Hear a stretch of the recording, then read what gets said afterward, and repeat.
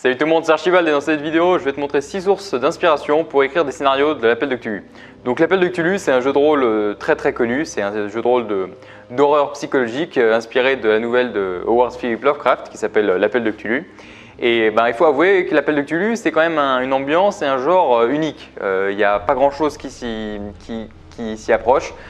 Contrairement à Donjons & Dragons, y trouver de l'inspiration c'est quand même assez compliqué. Donjons & Dragons, à peu près n'importe quelle source de medieval fantasy peut fonctionner. Dans les films, il y a une quantité de films énorme, des jeux vidéo, il y en a plein.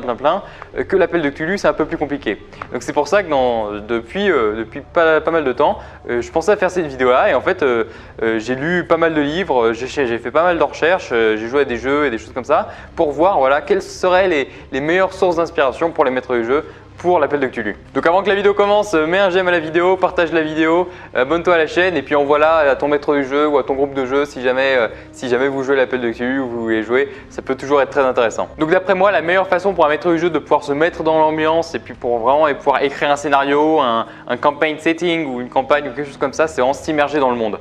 Et l'Appel de Cthulhu, c'est quand même assez compliqué. D'après moi, la meilleure façon et la façon la plus simple de s'immerger dans un monde, c'est de jouer à un jeu vidéo dans ce monde. Par exemple, le jeu de rôle The Witcher, c'est assez simple de se mettre dans le monde.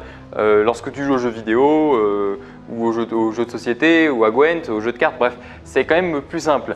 Donjons & Dragons, c'est pareil, il y a plein de jeux de ce genre. Mais l'Appel de Cthulhu, il n'y a pas grand chose. Mais quand même, c'est là qu'on vient donc à mon premier point, les jeux vidéo, il y a quand même certains jeux vidéo qui s'approchent de l'ambiance de l'Appel de Cthulhu. Et notamment, il y a un jeu vidéo qui est sorti en 2018 qui s'appelle The Call of Cthulhu, donc l'Appel de Cthulhu. Et il est sorti sur PS4, PC, bref, il est assez répandu. Et en fait, c'est un jeu vidéo assez court, donc je pense qu'on peut le terminer facilement en 5-6 heures. C'est la durée en fait, d'une partie one-shot. Et en fait, on suit l'histoire d'Edward Pierce. Donc Edward Pierce, c'est un investigateur, un détective privé qui suit après la guerre mondiale, s'est mis en tant que détective privé professionnel. Et en fait, bref, il est invité sur une île pour résoudre un problème, investiguer quelque chose. Bref, je ne vais pas te faire de spoil sur l'histoire, mais en fait, c'est vraiment, on retrouve vraiment les mécaniques de l'Appel de Cthulhu. On a une feuille de personnage, on met les caractéristiques, les compétences et tout ça, et on a une évolution du personnage. Et notamment, on perd de la santé mentale et on devient de plus en plus fou au fil du jeu. Donc The Call of Cthulhu, donc le jeu vidéo, est d'après moi une des meilleures solutions pour s'immerger. Mais il dure vraiment pas longtemps, il dure entre 5 et 6 heures et ça, en 2 jours, on peut le finir facilement. Donc d'après moi, il y a une autre solution qui est la meilleure solution pour pouvoir se mettre dans l'ambiance de l'Appel de Cthulhu, c'est la littérature. Et donc là, voilà, ça m'amène donc à mon deuxième point, les livres, les nouvelles et les romans et tout ça. Donc là, j'en ai sorti certains de ma bibliothèque pour vraiment te montrer les principaux. Donc oui, je pense que c'était important de préciser que l'Appel de Cthulhu, c'est quand même un jeu très intellectuel et contrairement à Donjons & Dragons, qui c'est bien plus compliqué de commencer avec l'Appel de Cthulhu. Donjons & Dragons, donc moi je suis un grand fan de Donjons & Dragons, hein. Je dis pas de mal de Donjons & Dragons parce que moi j'ai passé des centaines et des centaines d'heures, si ce n'est des milliers d'heures sur Donjons & Dragons, donc je critique pas du tout, mais je pense que c'est important de préciser que l'Appel de Cthulhu, il y a beaucoup plus de connaissances de base à avoir pour pouvoir commencer. C'est-à-dire que c'est compliqué à appréhender, c'est un univers avec des mécaniques très précises et très vraiment uniques. Que Donjons & Dragons, si on a joué à Skyrim, qu'on a vu Game of Thrones ou qu'on a joué à World of Warcraft, bah voilà, on est déjà préparé pour l'univers. Pareil, Tolkien qui est quand même une des bases de Donjons & Dragons, et ben voilà, c'est très simple c'est simple de commencer l'univers de Donjons & Dragons car en fait c'est des mécaniques qu'on retrouve assez souvent. Que l'Appel de Cthulhu, c'est vraiment des mécaniques uniques. Donc voilà, c'est pour ça que je pense que c'est ça qui fait, ça participe en tout cas au charme unique de l'Appel de Cthulhu, du fait que bah voilà, c'est vraiment un univers et une ambiance qu'on retrouve nulle part ailleurs. L'Appel de Cthulhu, c'est bien plus compliqué. Il faut avoir des connaissances du mythe de l'Appel de Cthulhu, du monde, de l'ambiance pour pouvoir y jouer. On ne peut pas jouer à l'Appel de Cthulhu comme on joue à Donjons & Dragons ou alors comme on joue à Tunnel et Trolls ou un autre jeu comme ça. Il faut avoir des connaissances. Et c'est pour ça que moi, chaque fois que je fais une campagne ou une partie un one-shot, bref, de l'Appel de Cthulhu, je demande à mes joueurs d'avoir lu minimum 2 ou 3 nouvelles de Lovecraft et de vraiment connaître l'ambiance et savoir de quoi on parle, de savoir, voilà, c'est de l'horreur psychologique. Le personnage, il peut mourir, c'est normal, c'est pas un super héros qui va tuer des dragons avec une épée, non. dans l'appel de Cthulhu, c'est normal de s'enfuir. Le personnage il peut s'enfuir pour sauver sa vie et la plupart du temps, il ne va pas réussir à abattre le monstre, mais il va perdre des points de santé mentale. Donc voilà, c'est vraiment les points de base de l'appel de Cthulhu. On ne combat pas un ennemi contre lequel on peut gagner, mais on combat vraiment un ennemi plus puissant, plus fort qu'on ne peut pas arrêter. Même si on arrive à arrêter un culte, voilà, il y a une vingtaine de cultistes, une trentaine de cultistes dans une cave ou dans une grotte qui essayent de réanimer un grand ancien, on peut peut-être arriver à dérouter ces cultistes-là et faire qu'ils arrêtent, les mettre en prison, les tuer, bref, voilà. Mais ça sera juste une solution temporaire. Dans l'appel de Cthulhu, une fois que les investigateurs ont mis le doigt dans l'engrenage du mythe, ils se font broyer tout le reste du corps parce qu'en fait, ils se rendent compte que, ah bah d'accord, en fait, j'ai arrêté cela, mais il y en a des milliers d'autres à travers le monde qui essayent de faire la même chose et j'arriverai jamais à faire ça. C'est un ennemi trop puissant contre lequel on ne peut pas gagner. C'est vraiment ça, la base de l'appel de Cthulhu, il faut s'en rendre compte. C'est vraiment un jeu avec une façon de penser très différente des autres jeux. Donc là, j'ai devant moi quelques livres qui justement permettent de pouvoir s'inspirer. Évidemment, tout ce qui est Lovecraft, il faut y lire. Peut-être pas tout parce que ça fait vraiment beaucoup, mais si tu veux débuter, il faut minimum que tu aies lu l'appel de Cthulhu, Dagon, la couleur tombée du ciel, bref, les grands classiques comme ça. En tant que maître du jeu, il faut minimum que tu aies lu les 2-3 recueils, vraiment. Ça te permet vraiment de comprendre les mécaniques. Par contre, en tant que joueur, tu as besoin d'en lire un peu moins. Peut-être juste 2 ou 3 nouvelles. Mais même, c'est toujours mieux, plus tu en lis, plus tu comprendras l'univers et donc moins tu seras perdu dès le début. Donc ce qu'il faut savoir, c'est qu'il y a beaucoup de livres qui ont été écrits par Lovecraft. Donc tout cela, ils ont été écrits par Lovecraft. Donc c'est directement l'histoire comme il y a pensé lui. Et ensuite, il y en a d'autres qui ont été soit écrits par le club Lovecraft ou alors par des amis de Lovecraft ou alors des personnes qui étaient juste très intéressées. Donc là, par exemple, il y a le cycle d'Azathoth.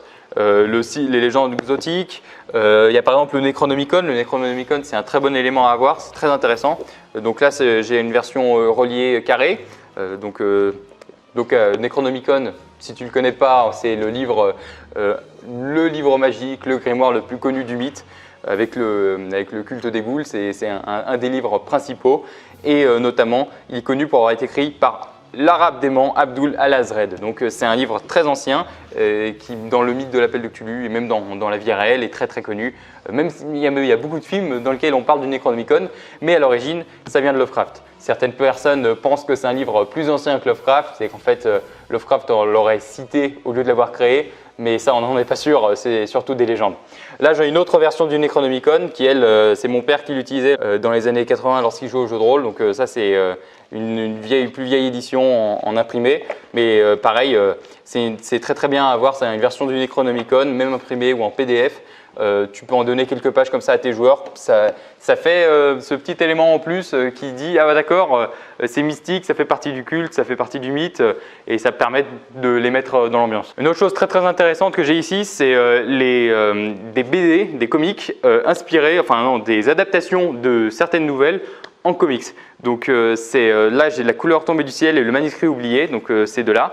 C'est en fait des comics mais des nouvelles. Donc ça, c'est si tu n'aimes pas trop lire, tu peux lire ça à la place. Les dessins sont absolument géniaux et en fait, ça permet bien de se mettre dans l'ambiance. Surtout que quand tu lis, il faut arriver à s'imaginer le monde, s'imaginer à quoi ça ressemble, comment les gens sont habillés, les couleurs, comment c'est, que là, c'est bien plus, ça parle plus. Disons qu'en fait, voilà, les dessins, les styles de dessin, les expressions sur les visages, donc c'est en noir et blanc. C'est en noir et blanc, mais je trouve vraiment que c'est super intéressant pour voir comment c'était à l'époque et comment est-ce qu'on fait dans le jeu en pratique pour le faire comme le pensait Lovecraft. Donc il y a d'autres livres qui ne sont pas directement Lovecraftiens, qui ne sont pas directement liés à l'appel de Cthulhu, mais qui peuvent être très intéressants. Par exemple Frankenstein, ou alors Dracula, ou bref d'autres grands titres comme ça, d'autres grands romans d'horreur peuvent servir d'inspiration pour l'appel de Cthulhu, même s'ils ne sont pas directement liés. Donc troisièmement, c'est Penny Dreadful. Donc Penny Dreadful, c'est une série que j'ai regardée il n'y a pas longtemps et en fait se passe en 1880, enfin bref, à la fin du 19e siècle. Ça se passe 40 ans avant l'appel de Cthulhu, parce que l'appel de Cthulhu, ça se passe dans les années 20, 1920.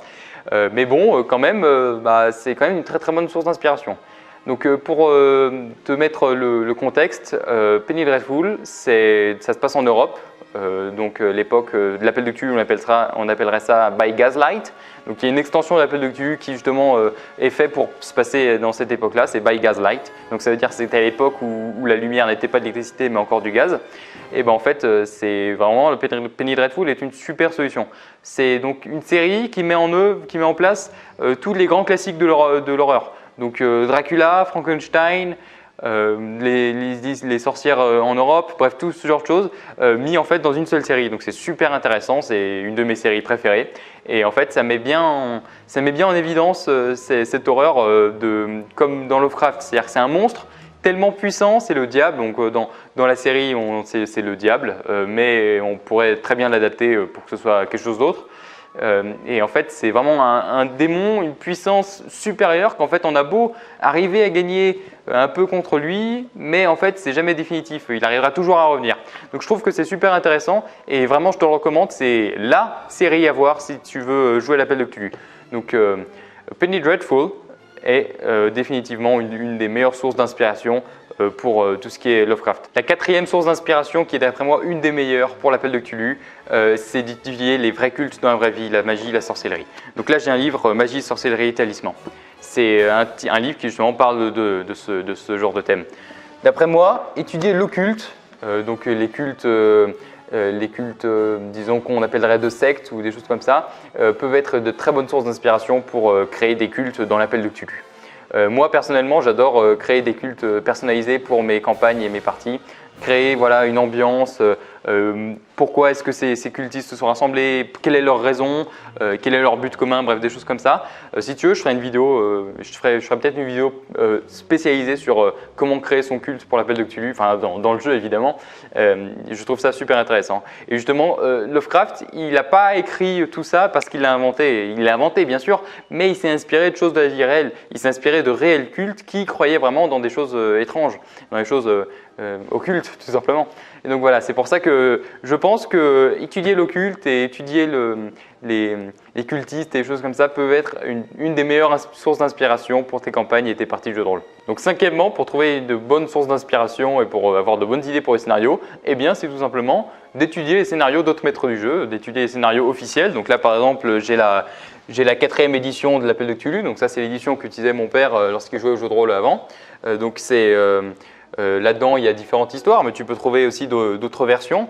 Là, j'ai le manuel des monstres aussi, qui est très très bon si tu veux créer ton propre culte, voir voilà, le grand ancien, voilà, je vais faire un culte, un culte centré sur les ghouls, je sais pas, ou alors le culte, bref, c'est les monstres et en fait tu peux venir piocher dedans pour dire, voilà, parler d'un grand ancien ou d'un monstre comme ça du mythe. Regardez les scénarios qui ont déjà été publiés et d'après moi, une des meilleures solutions parce qu'en fait, c'est des scénarios professionnels, ils savent qu'est-ce qu'ils font les game designers derrière tout ça. Et donc voilà, là par exemple, c'est le Rejeton d'Azathoth, c'est une campagne je crois de 10 parties ou 12 parties. Et ben en fait, voilà, tu regardes les scénarios, les one-shots et tout ça. Même si tu ne fais pas directement la partie telle qu'elle, si tu la prends et tu la regardes et tu peux en tirer des personnages, des idées, des directrices ou des choses comme ça, ça peut t'aider. Je pense que c'est une des meilleures solutions. Il y a plein de versions de l'appel de Cthulhu. Si tu veux y jouer dans les années 20, ça c'est les bonnes solutions. Sinon, il existe aussi d'autres extensions. Là par exemple, il y a Delta Green. Donc Delta Green, c'est une adaptation de l'appel de Cthulhu, mais dans les années 80. Donc ça c'est plutôt pour faire X-Files, mais dans l'ambiance plutôt Lovecraftien. Il y a plein de scénarios gratuits sur Internet, il y en a des centaines et des centaines. Il y en a de toutes les longueurs, de toutes les tailles, de tout ce qu'il faut.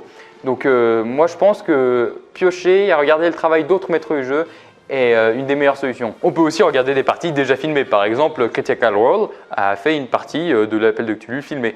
Tu peux la regarder sur YouTube, c'est une très bonne source d'inspiration. Donc la plupart du temps, on n'a pas le temps de regarder toute la partie parce que ça dure quand même assez longtemps, 3 à 5 heures.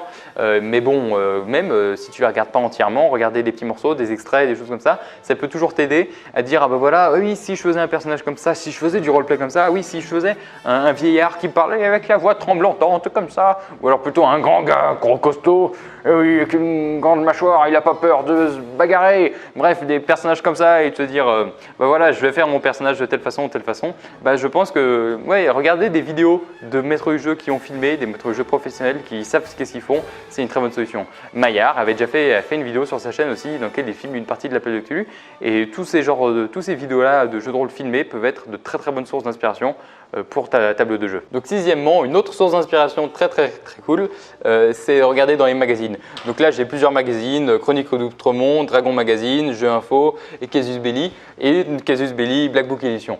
Tous ces magazines-là, qui sont des magazines de jeux de rôle, de jeux de société, de jeux de stratégie francophones, sont, d'après moi, la plus grande source d'inspiration. Il y en a en quantité énorme de chacun de ces magazines-là, on en trouve beaucoup. Et dans presque tous les numéros, on entend parler de l'appel de Cthulhu. Si ce n'est pas dans tous les numéros, c'est un numéro sur deux. Bref, l'appel de Cthulhu, dans le jeu de rôle francophone, est très présent. Et on peut en trouver, et on peut trouver énormément d'aides de jeu, de scénarios, de campagnes, d'artefacts, d'éléments préfabriqués dans ces magazines-là. Donc là, Chroniques d'Outre-Monde, il y a une aide de jeu, une extension. Là, Dragon Magazine, je crois qu'il y a un scénario. Jeux Info, je crois que c'est un article sur les grands anciens d'après Lovecraft. Et là, dans Casus Belli, il y a je crois que c'est un scénario qu'il y a dedans. Et là, dans ce Casus Belli, Black Book Edition, je crois que c'est un scénario de l'appel de Cthulhu dans les années 30. Donc bref, voilà, il y a une abondance dans les magazines, sur Internet. On peut trouver des magazines aussi en virtuel. Si tu ne peux pas te faire venir les magazines chez toi, par exemple si tu n'habites pas en France, ou tu n'habites pas en France métropolitaine, ou alors que c'est compliqué pour toi de les faire venir, tu peux trouver des alternatives en PDF. Black Book Edition vend ses livres en physique, mais il les vend aussi en PDF. C'est-à-dire que si tu vas sur la page de Black Book Edition, tu tapes, voilà, et ben tu peux trouver les PDF moins chers que le livre de base, parce que c'est un PDF, mais tu peux le trouver quand même. Donc voilà, je pense que Casus Belli et Casus Belli Black Book Edition surtout est une des meilleures solutions pour pouvoir s'inspirer pour l'appel de Cthulhu et pour créer ces scénarios. Donc voilà, j'espère que la vidéo t'aura plu. Dis-moi dans les commentaires, toi, qu'est-ce que tu en penses de ces sources d'inspiration? Quelles sont tes sources d'inspiration? Tes scénarios de l'appel de Cthulhu, est-ce que tu les fais toi-même? Est-ce que c'est du fait maison? Ou alors dans ce cas-là, comment tu les fais? Quelles sont tes mécaniques et quel est le modus operandi pour les faire? Et sinon, si tu fais des scénarios du commerce, dis-moi quel scénario tu fais, si tu l'aimes bien. Bref, dis-moi dans les commentaires. Donc voilà, partage la vidéo, abonne-toi à la chaîne, mets un j'aime, rejoins-moi sur Instagram et puis je te dis à une prochaine fois dans une prochaine vidéo. Allez, salut!